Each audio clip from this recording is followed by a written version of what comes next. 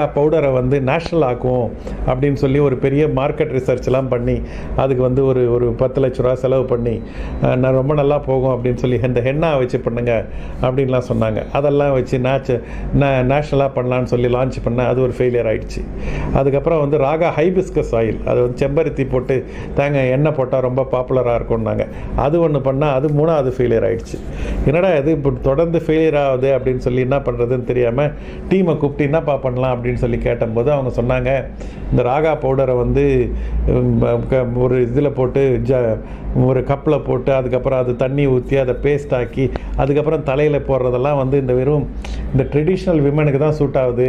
இன்றைக்கெல்லாம் பெண்கள்லாம் மாறிட்டு வராங்க, ஆண்களுக்கு அது பிடிக்கவே மாட்டேது. ரெடி டு யூஸ் ப்ராடக்ட் தான் இருந்தால் சொல்லுங்கள் அப்படின்னாங்க.